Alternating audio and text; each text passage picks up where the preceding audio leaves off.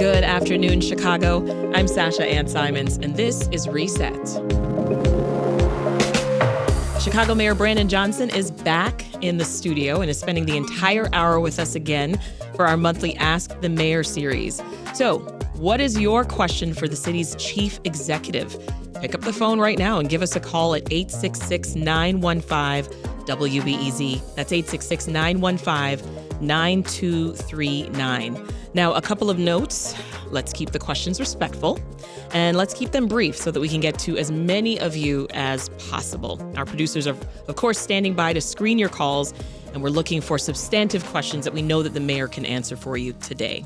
So if we do get to your call on the air, I ask that you quickly say your hello and ask your question in about 15 seconds. Mayor Johnson, welcome back to Reset. Hey, thanks for having me back, Sasha. So wonderful to have you here. Yeah, great to see you. Shout out to the interns, too. Yes, our interns are here. Again. Information. That's what I look forward to. Lined in the control room. Before we get to some of those calls that I know are coming in right now for you, Mayor, I understand you've got an update on one of the calls we got last month. It was from Sylvia in Vernon Hills. Yeah, thank you, Sylvia, for her question and her concern. There's an elevator along the Riverwalk that has essentially been inaccessible because of flooding. And the way it was initially designed, Sylvia, it has caused flooding every time it rains. So we have a contract with a new engineer that's going to redesign this elevator so that that will no longer be an issue. So thank you for bringing that to our attention, and we fully expect that elevator to be operational soon. Great. Thank you for the update, Mayor. Of course. So you are fresh off of a city council meeting yesterday, the final one before the annual August recess. There was a vote, a very contentious vote there. It was blocked to allow granny flats and coach houses. I want your initial reaction to that being the result yesterday.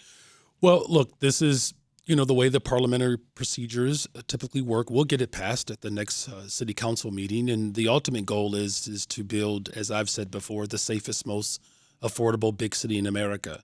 And as housing supply becomes more available, that's going to ultimately drive the pricing down. Mm-hmm. And, this, effort to turn attics as well as basements into living corridors that could be for an adult child or for a grandparent or for the purposes of renting. This is yet another innovative way in which my administration is tackling the housing crisis. We are roughly 100,000 units down from where we need to be to have the type of optimal affordability. And through all of our efforts to build more affordable homes, this is just yet another innovative way to do it. Yeah, and some of the details there on that ordinance, it would give essentially single-family homeowners the green light to turn, as you said, their basement, their attic, their garage, and coach houses into what we call granny flats, right, to generate some revenue. It would also reverse the city's 68-year ban on ADUs. And you worked on this, your office worked on this with Alderman Burnett Lawson of the 44th Ward, just trying to add safeguards to have some more agreement around the table. That's right. If you will. So give us then the next step for this proposed ordinance. Now, we've got to wait, right? It's tabled until at least the next session. Right. So September, we expect to come back and to pass this. And look, let me just say, government and society in some instances is still working with a 20th century model, even though we are a quarter of the way through the 21st century. And government has been stale and has been stagnant. And what my approach to governance is that we have to get into the 21st century. The average price of a home, as I've said, in places like New York and Los Angeles, $1.1 million, $900,000. But the average price for rent in places like New York and Los Angeles are $4,500, $4,200. That's the average price for rent. Mm-hmm. Here in Chicago, the average price of a home was still around $350, and the average price for rent is $1,200. Right. So there's still a little ways for us to go. But in order for us to avoid turning into an unaffordable city, this is an innovative way to essentially regulate what is happening to some extent already. And there will be some safeguards in place to make sure that the formation and the elements of these respective neighborhoods still Right. hold to their form. But what we don't want is, if we do not put forth these type of innovative policies, we could end up having more neighborhoods that are unaffordable. Yeah. That would change the makeup of a neighborhood, and that is far more of a threat than anything that, of course, we're experiencing. Yeah, when we talk about the shortage here of housing units, I think you said around 100,000. The numbers I have here are about 150,000. This is according to a 2021 report from the DePaul University Institute for Housing Studies.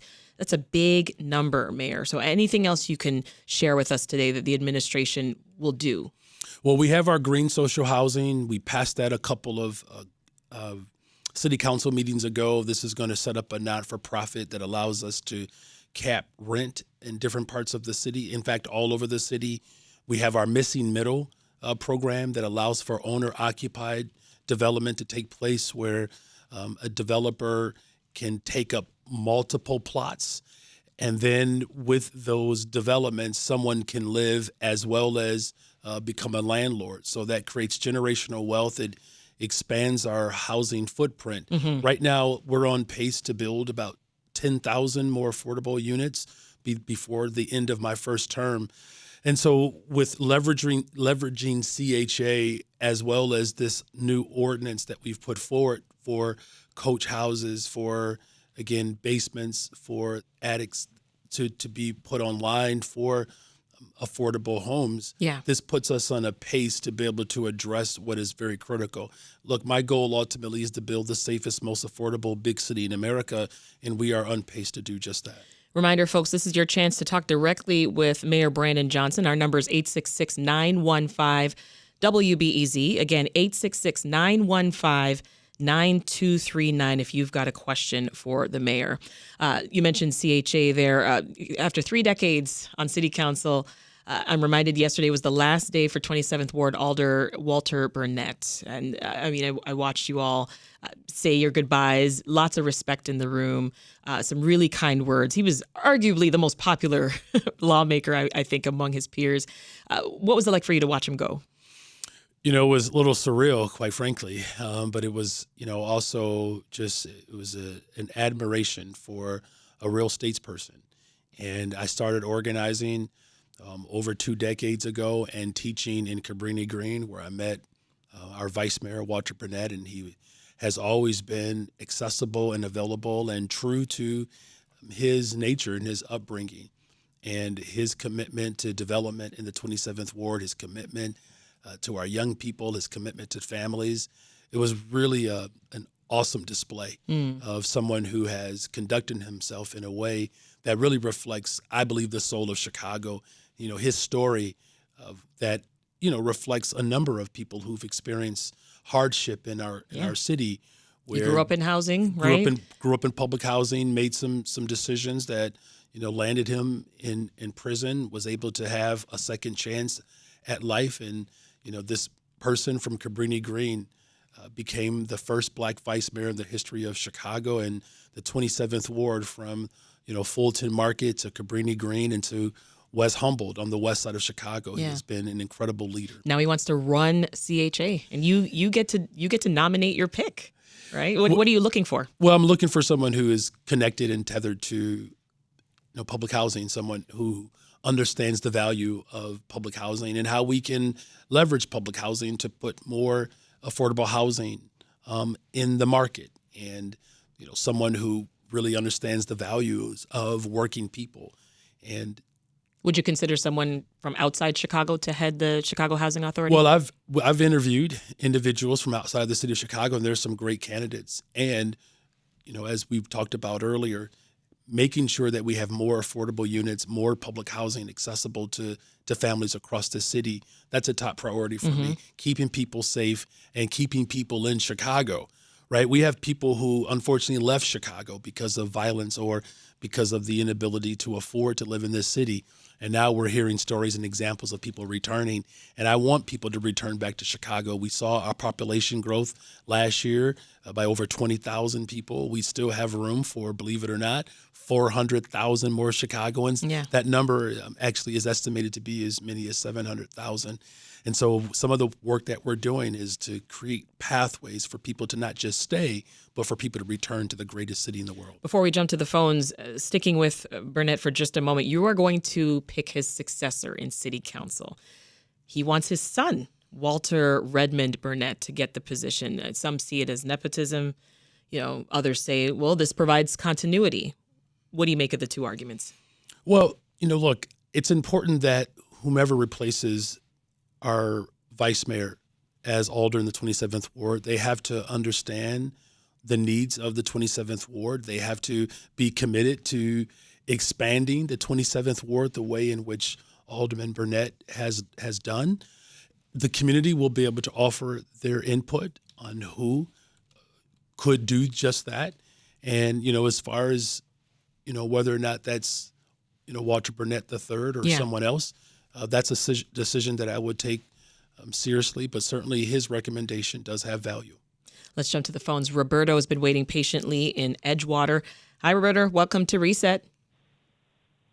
Hi, good afternoon, Sasha-Ann Simons and Mayor Brandon Johnson. My question for the mayor is, there have been a lot of back and forth regarding the budget for Chicago Public Schools. I think the former CEO had calculated that there was a $300 million plus budget fall, but now the new CEO or the interim CEO has recalculated those figures to $734 million shortfall, I think. Or I'm sorry, the previous CEO, $600 million shortfall, the new CEO or interim, $734 million, including a $175 million pension. My question is, why couldn't we use the surplus from the special taxing districts to cover a portion of this shortfall? And if we couldn't use it, why is that? Like, what would be the impact of not using the TIFs to cover this gap? Thank you, Roberto. Thank you for the question, Roberto. And, the outgoing CEO had a number as low as $250 million. The number that the interim CEO has put forth is more accurate. Appreciate her leadership. Look, the Chicago Public Schools has long been underfunded, right? There's no secret there. I've been a public school teacher. I send my children to our public schools, and I know that there are hundreds of thousands of families that are counting on the Chicago Public Schools to offer up a high-quality education. One of the things I think is important to note is that we are woefully underfunded by the state. Right, and the state agrees to this. They've made some provisions to better insert resources into our public schools across the state. Our evidence-based funding model has given us a guideline around how we can do that better. And so we're going to continue to work with the General Assembly as well as with the governor to ensure that the city of Chicago receives its just due, because we have to have a consistent form of revenue in order to, again, meet the 21st century demands of families. As far as TIF surplus, I have released the largest TIF surplus in the history of Chicago, 2 consecutive years. We don't have an issue with that. In fact, it's one of the reasons why I became mayor of the city of Chicago, because other mayors were stingy in that regard. But that's not the way in which you can level set long term, right? And so in order for us to have long-term sustainable resources, Roberto, we have to have a stronger commitment from the state of Illinois to infuse not just Chicago Public Schools school district, but districts across the state that are dealing with the federal cuts as well as dollars that are running out from the pandemic, right? And so the TIF surplus will be an ongoing conversation. It's something that I'm committed to doing. But again, the budget cannot just simply be balanced off of this one form or this one time, right? Because there's also the Cook County receive parts of the TIF surplus. Our park districts, there are a number of taxing bodies that will benefit from the surplus. But I'm certainly committed, as I have demonstrated the first 2 budgets, to ensure that our surplus reflects the values of working people to fully fund and operate our schools. Yeah, something else to narrow that $734 million budget deficit that's happened is it's a reality. CPS is laying off more than 1,400 staffers. This includes teachers. you have said, and you just said in not so many words, I mean, you want schools to be well-resourced and you want them to be funded. Are you worried then, Mayor, that the level of education here could suffer because of the cuts? Of course I'm concerned, right? It's why I've, have been very vocal about my opposition against the Trump administration eliminating the Department of Education without the real constitutional authority to do that. But we saw what the Supreme Court has just done. We're living in unprecedented times. And so that's why it's incumbent upon all of us at the city level, at the state level, to do our part to fully fund our schools. And I'm going to work hard to have those positions restored because, to your point, when there are more adults, teachers' assistants, when we have smaller class sizes, we're able to have stronger outcomes. And so I'm going to do everything in my power to ensure that whether it's TIF surplus or, again, working with the General Assembly and the governor to ensure that we're doing our part in spite of the animus that the federal government has shown towards public education. Back to the phones. Here's Mekra in Streeterville. Hi, Mekra. What's your question for the mayor? Hi, Mayor Johnson. Thank you for making yourself available to answer our questions. I recently moved to Streeterville, and what I'm hearing is that while you have good long-term strategies to solve the city's problems, not much is being done in the short term. So would you give examples of problems that have been solved or are in the process of being solved in the short term?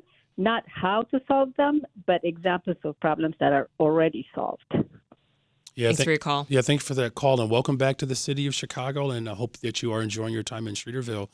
Hey, look, homicides are down 32%. That's right now.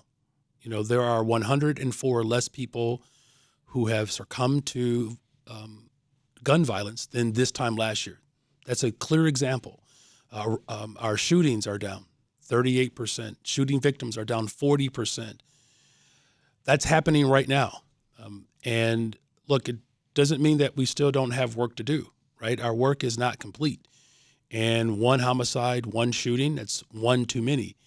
And we've put forth strategies, rolled up our sleeves to make critical investments into our detectives division. So that's one critical example where I made a promise to hire 200 more detectives by the end of my first term. Well, I've already done that before my first term has completed. And we've also have revamped our detectives division so that we can take the strategies that we are using to solve violent crimes in the city of Chicago, of which right now we have an 81% clearance rate. We're using those same tactics to resolve shootings. So whether someone dies or not, we want to solve crime in Chicago. And so that's another example. One other example that I think that we can't lose sight of is the investments that we're making in mental and public health, right? 40% of the 911 calls once upon a time were mental health crises.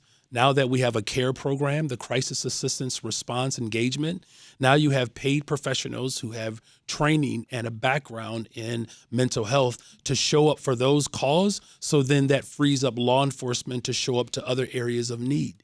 Our investment in young people. We're going to hire 29,000 young people this summer. Everywhere where we have seen an increase in youth employment, we have seen precipitous decline in violence. And so, look, it doesn't mean that our work is complete, and it doesn't mean that we don't have still more work to do. But building housing, and we've already built 4,000. That's what we've done already. Expanding mental and behavioral health, that's what we've done already. Hiring more detectives and strengthening our detectives division, that's what we've done already.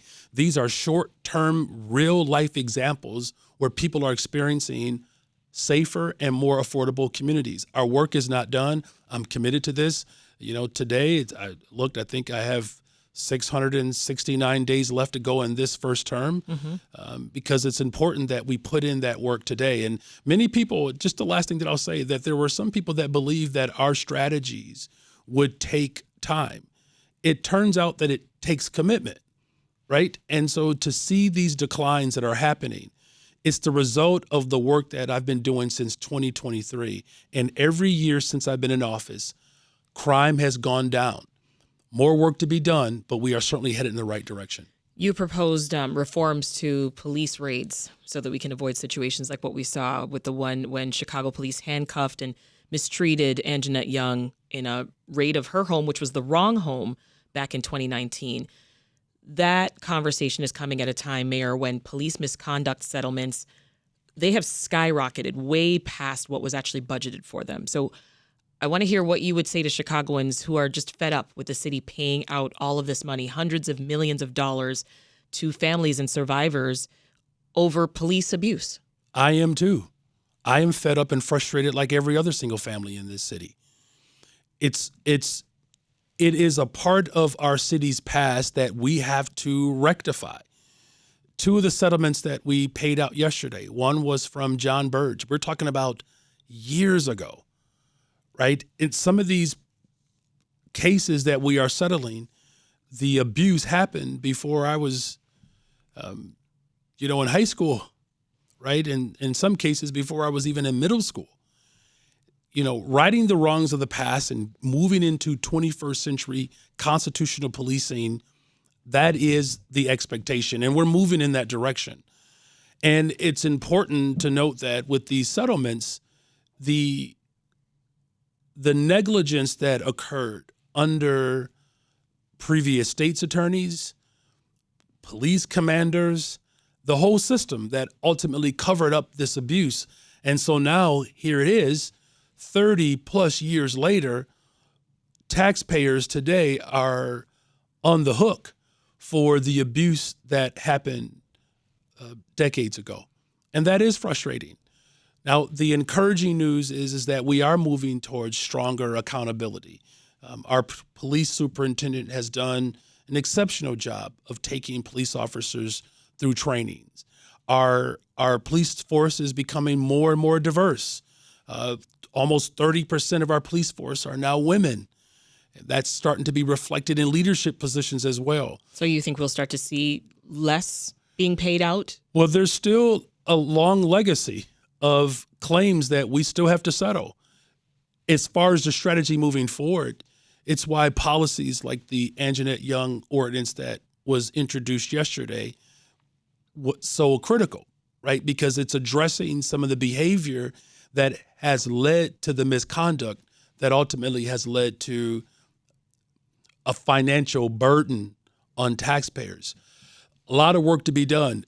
One of the things that I think about every single day, of course, is community safety. And it's not just through the lens of reducing violence, but it's also about ensuring that our law enforcement maintains and builds trust within our communities. And as we build trust and maintain that trust, I do feel hopeful that we won't have these type of egregious acts of misconduct that have led to this incredible enormous burden on taxpayers. Let's hear from one more caller before we take a pause, Mayor. This is Paul in Woodstock. Hi, Paul. What's your question? Yes, it's actually very appropriate since we're on WBEZ, but with the U.S. Senate having approved cuts to NPR, PBS, and the possibility of the House going along with that today, is there anything the city of Chicago can do to help WBEZ and public broadcasting in the city? Yeah, well, thanks for the call, Paul, and I'm looking forward to you moving to Chicago from Woodstock, or at least spending some time here in Chicago. But Paul's got a great question. It is a great question. And look, the attacks that are coming from the federal government are so severe. And, as a former social studies teacher, I can tell you this is not entirely unprecedented, though, there are some acts, right? As far as, what we can do as government, I believe that there are opportunities for us to engage more. There are ways in which I know you pay bills around here, and there are ways in which I believe that government could better utilize these spaces to let people know what's happening in the city, the state as a whole, and of course, with those opportunities to be able to pay for that time, essentially, right? To encourage people to come out to certain activities, to participate. There are ways in which we can look at our budget to better support just the, just the information that we could benefit from of getting out to the public and looking at our budget lines to be able to do more of that. Because it's not just public radio. There are many local papers that get information out to people as well, Paul, that I'm going to think more strategically about this upcoming budget of how we can better put information in the local media, public media, and local papers. Yeah. Thanks for the question, Paul. And if you have got a question, give us a call right now. That number, once again, it's 866-915-WBEZ, 866-915-9239. And if you're on hold, don't go anywhere. We're going to try to get to you. We've got Chicago Mayor Brandon Johnson here in studio answering your questions and mine for our Ask the Mayor series. He's going to stick around, but first let's check in with Lisa Labis for the latest news. This is Reset. I'm Sasha-Ann Simons, and we are continuing our monthly public forum with Chicago Mayor Brandon Johnson. Ask the Mayor. We're inviting you to call in with your questions. So call us right now. The number is 866-915-WBEZ. That's 866-915-9239. And a reminder, respect is a must this hour. So whatever your question, please ask the mayor respectfully and keep it brief. All right, we're going to jump right to the phones, Mayor. We've got a lot of people that want to talk to you today. That's a good thing. All right, Lewis has been waiting in West Elsden. Hi, Lewis. Welcome to the show. Hi, thank you for taking my question.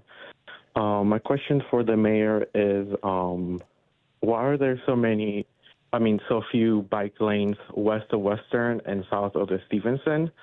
I have seen that there is a lot of new bike lanes on the north side, but when can the neighbors of the southwest side expect bike lanes out here? Thank you. No, thanks for the question. Simply put, they're coming. You know, I've talked about this just a few moments ago about 21st century governance. And, you know, we passed an ordinance yesterday that allows for more development to happen around trains and train stations. And we did that intentionally because, you know, too many, private parking spaces were just taking up space, and it made it difficult for more affordability to be built.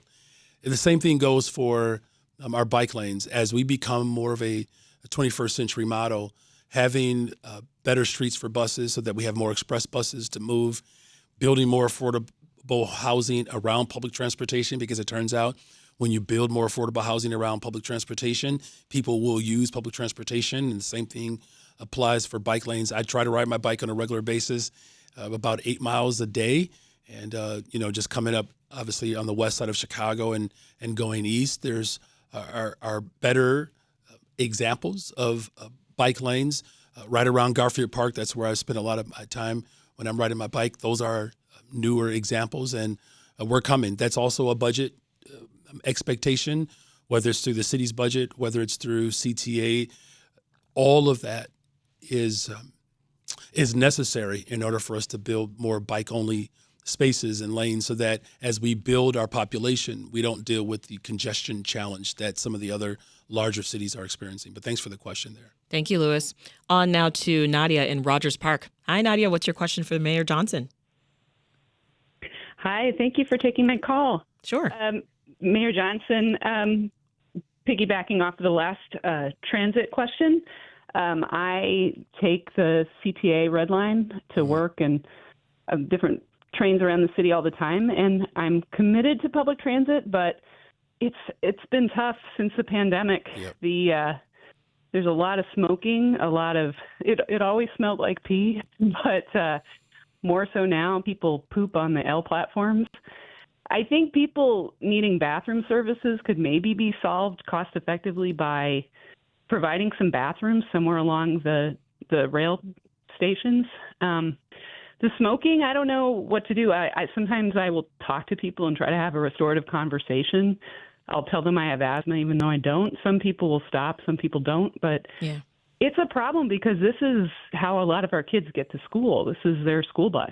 Yeah, some very valid concerns there, Nadia. Mayor? No, Nadia is spot on. I have asthma, right? So if you run into those situations, you can say the mayor has asthma, and you would be telling the truth. And before I became mayor, the Green Line was my regular mode of transportation.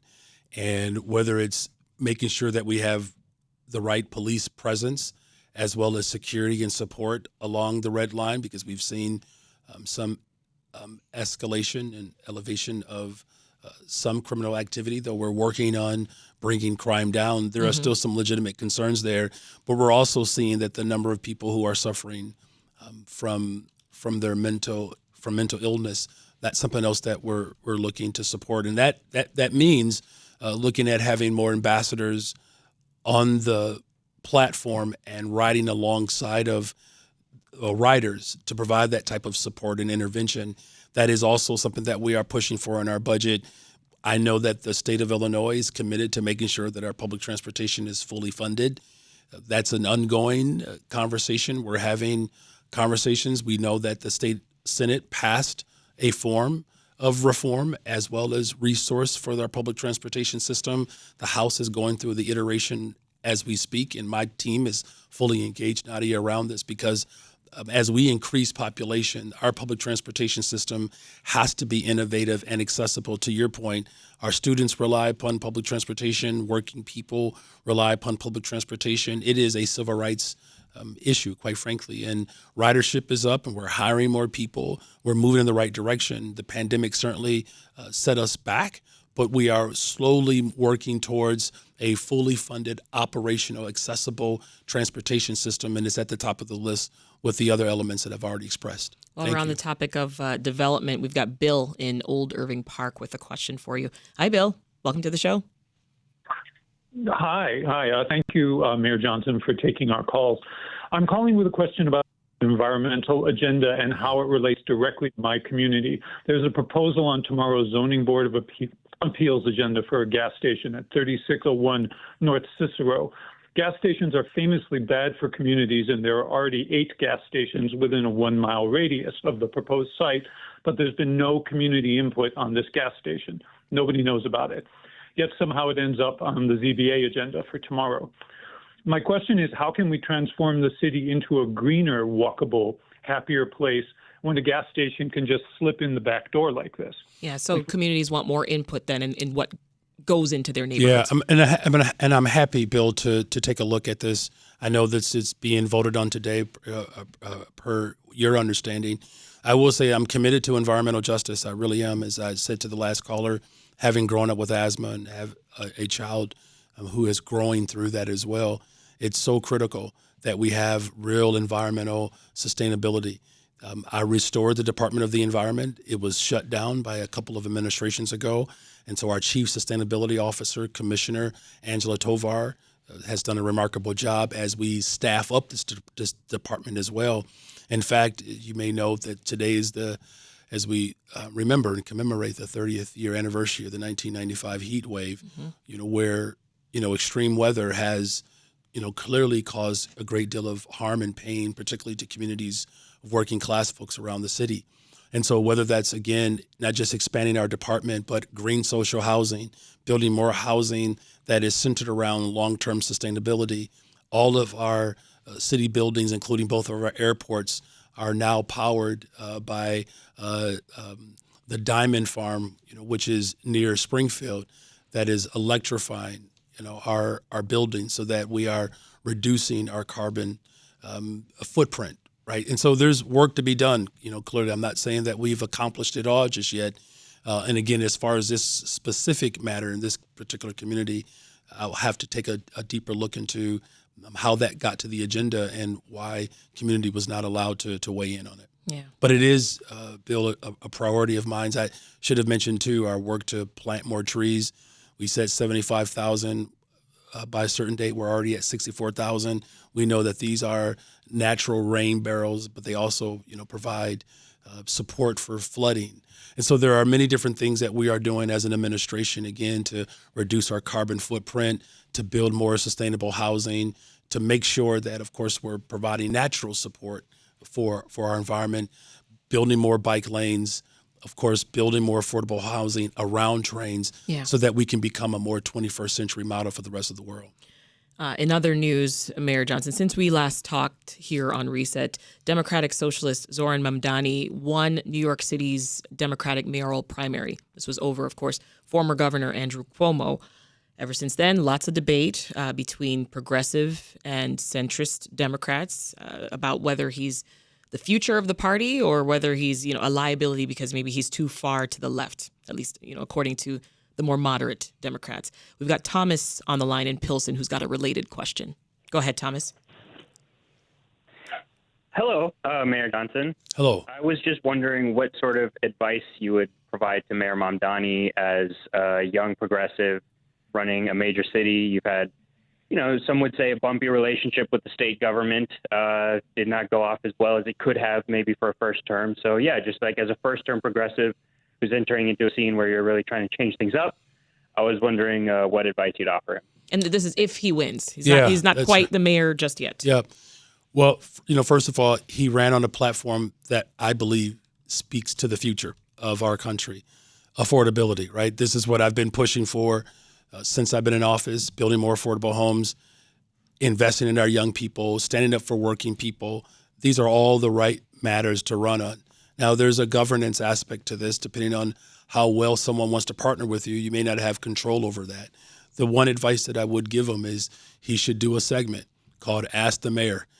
Really engage with the people early. That's one of the things that I reflected on in my 2 years, that I took it for granted that people would just know the what and the why. What a brilliant idea. The organizing that's necessary to win a campaign, you have to remain committed to that organizing. It's a lot of work, quite frankly, because it's not just about standing up government, right? That's traditionally what mayors and other elected officials have been allowed to do, just to do the function, right, of government.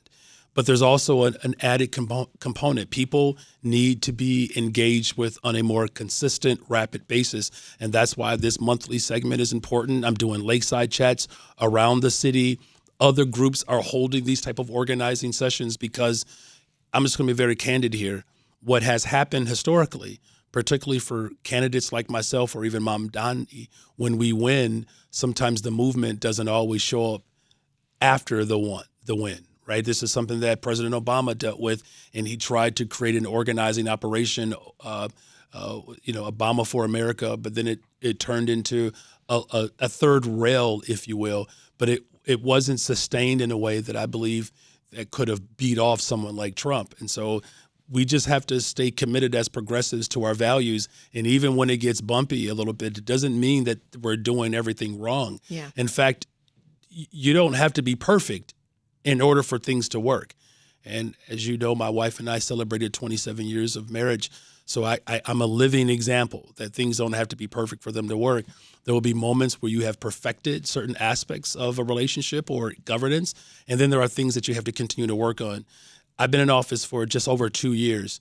We've inherited cases from abuse that happened before I was in high school, right? And so the challenges that, the assemblyman will take on, assuming he wins in November, these are historic challenges, right? And it's going to take all of us. It's not just the candidate. It's not just one person that can solve systemic racism and inequality. It's going to take all of us to make sure that we have a justice, more equitable society. Yeah. Let's pivot to immigration while I've got you here. So back on June 4th, ICE swept away at least 10 people who were told to check in under an ICE monitoring program. Call recordings that were obtained by Southside Weekly, they indicate that CPD responded to a call that it knew was to help Homeland Security establish a perimeter. That it breaks a law of the Welcoming City Ordinance. And I remember last time you were here, I asked you about this, and I asked you whether you thought that the Chicago police were cooperating. You immediately said no. Hearing about this phone call, though, it seems like cooperation. So what are the repercussions going to be here? Well, let me just say, first of all, that when the call came through, there was a call for support because there were protesters that were assembling. That's why CPD showed up. They didn't show up to cooperate with ICE. That's not what they did. In fact, one of the things that, I've called for is a complete after-action review and an internal review to be able to see how CPD and the city as a whole can respond to these unprecedented times.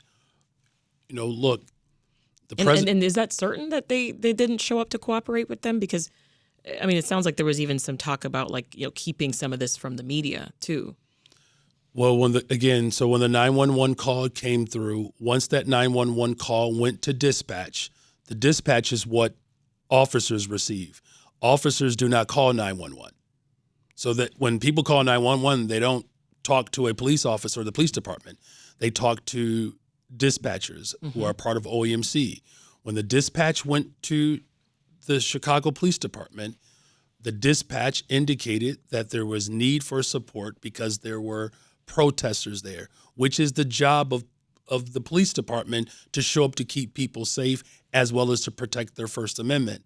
Here's what we do know is that the President of the United States of America has infused more dollars into ICE than militaries across the world, right?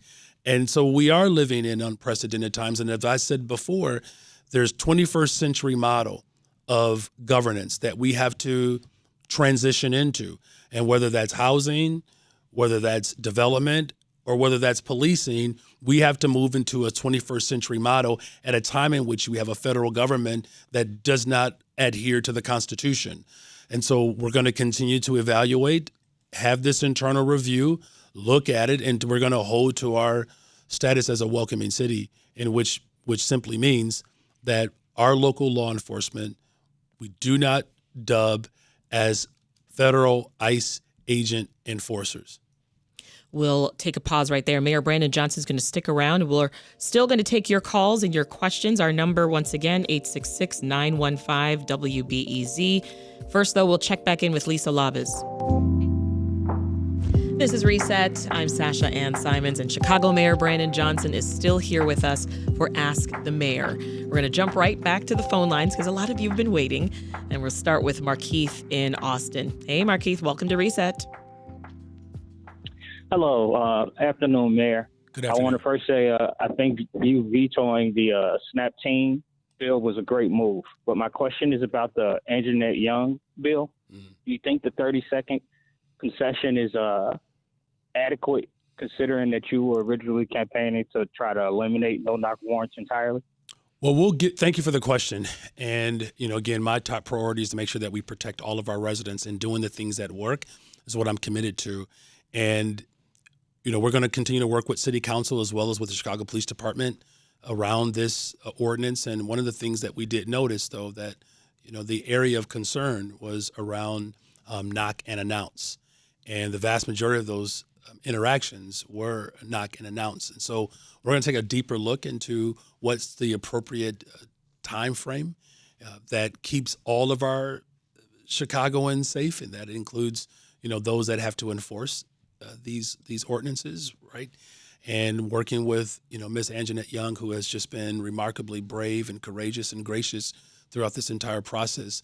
We're starting to come to some understanding around what we're trying to get at, which is prevent those type of scenarios and encounters with law enforcement from happening and reducing the chances of that. And so we're going to be in a negotiated state with city council members, with the police department, to come up with an ordinance that ultimately gets us at the prevention of those type of interactions that unfortunately Ms. Anjanette Young experienced, and quite frankly, what other people have experienced. My job is to make sure that there's real constitutional policing, that we're protecting our residents, and we're doing it in a way that ensures that all Chicagoans are safe. Thank you, Markeith. Here's Phil in Edgewater. Hi, Phil. What's your question for the mayor? Yes, hi. Thanks for having me. Yeah, I'm in the 48th ward, and the mayor mentioned that he wants to see more affordable housing initiatives just across Chicago. 100% in agreement with that. One such initiative is the Broadway upzoning measure that was supposed to come up for a vote to the zoning committee earlier this week. That has since been deferred due to red tape issues like lack of proper notice for the property owners that would be impacted by that upzoning. And what I've found is that this seems to be a kind of delay tactic being used by a vocal minority in the area that's opposed to this additional development.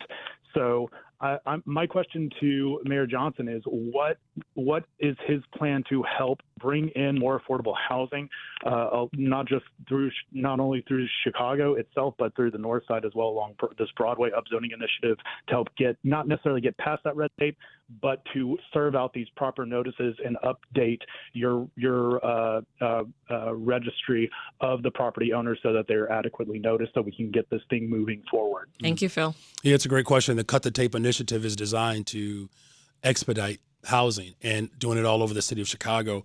In fact, our green social housing, that initiative that we passed a couple of months ago, that's going to benefit all of Chicago. Our missing middle, there is a hyper concentration around missing middle, particularly on the west and south sides, because the vacancy is so vast there. But it's also, looking at, other development that we have seen that just recently.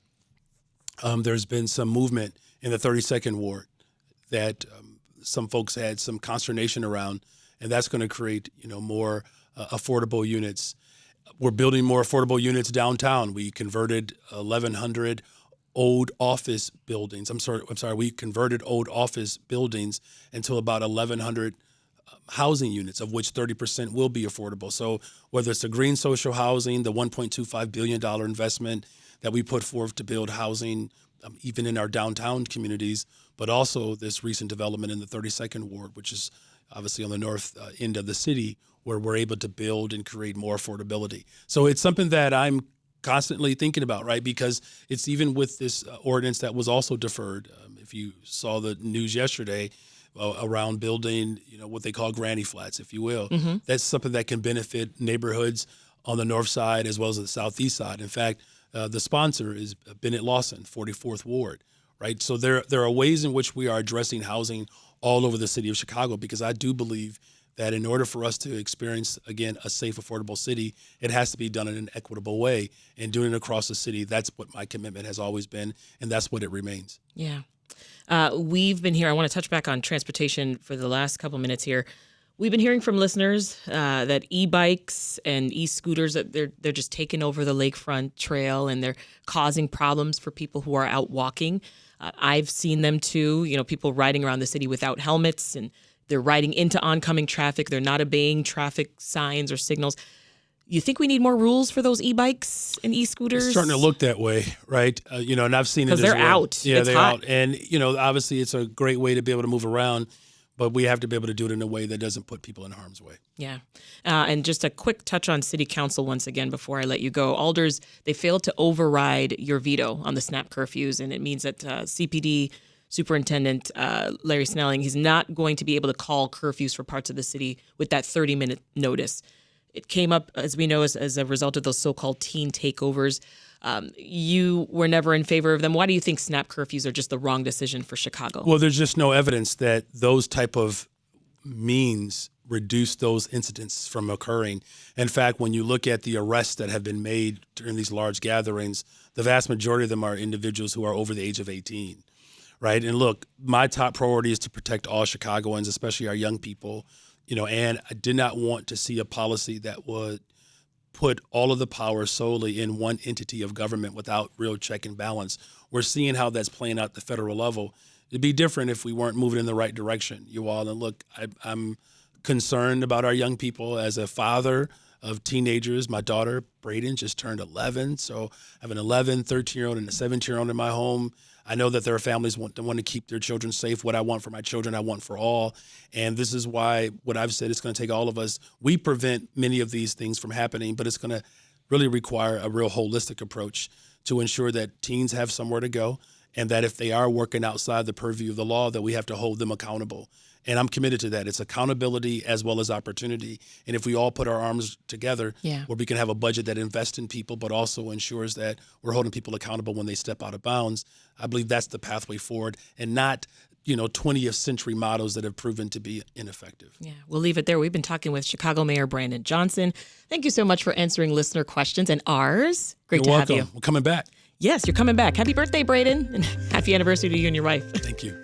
That's it for Reset. Tomorrow on the show, tune in at noon for our weekly news recap. We're going to discuss what the so-called rescissions package that cuts funding for the Corporation for Public Broadcasting could mean for us here at WBEZ, for WTTW, and other small stations around the state.